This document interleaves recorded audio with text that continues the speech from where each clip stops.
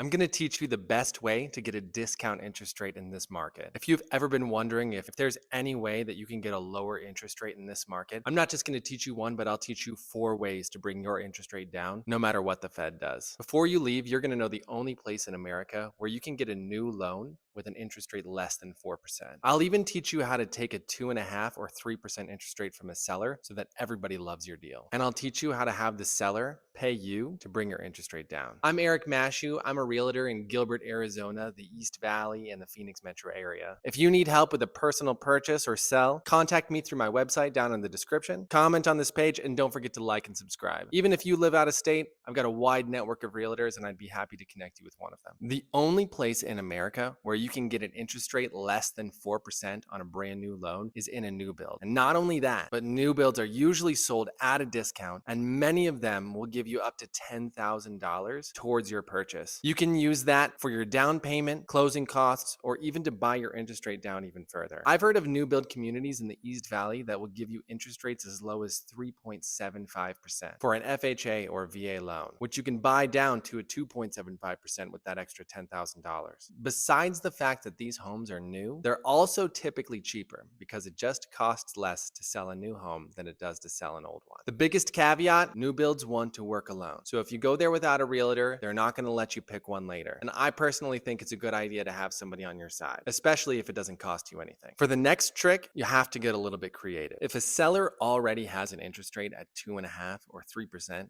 especially if it's an FHA or a VA loan, they can pass that interest rate over to you and you just have to pay the difference. This is called a loan assumption. People do it every day and it usually works out for the best for both parties. Many of the sellers right now bought their homes in 2022 when people were offering way over asking price, and their home hasn't appreciated enough to actually make them any money. They're in a position where after they pay their realtors, they might make very little money, maybe even go negative. So if you can use your down payment to pay the realtors and give them a little bit of extra money just so that you can have their loan, they might walk away with more money than if we just did a traditional purchase. The next two use a trick called seller concessions. The way that this works is that if you offer a seller, say $500,000 to buy their house, you can ask them to give you 2% of that back. Most loan companies these days will allow you to use that money to buy down your interest rate, either temporarily or permanently. Temporary buy downs work for 2 years. The first year, you're 2% lower. The next year, you're 1% lower.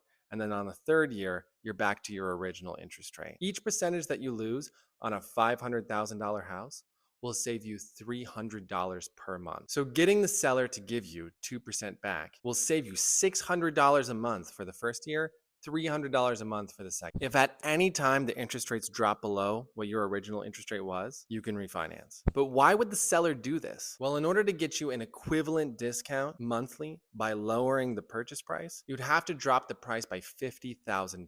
So the seller is probably more willing to give you $10,000 than $50,000. And if you drop the purchase price down by $10,000, it's only going to save you $15 a month on your payment. So use it towards your interest rate. And the last option uses the same trick with seller concessions, except you use it not just for a temporary buy down, but for a permanent buy down. You take off less per month, but overall, it's a way better deal than a temporary buy down. If you take 2% from the seller, that will buy you 0.5% down on your interest rate, but it's permanent. So your monthly payment won't go down as much as a temporary buy down, but over the course of the loan, you'll save up to $60,000 on a $500,000 purchase. Seller concessions are something that I negotiate in almost every single purchase that I do. They're just smart. Sellers know that people need help with their interest rate, and so they're willing to give them a little bit back. Right now in Gilbert, it's a buyer's market, so you can ask for what you want, and it's very possible to get it. If you have any questions, leave them in the comments. Feel free to contact me through my website, and don't forget to like and subscribe. I'm Eric Maschue. I'll see you later.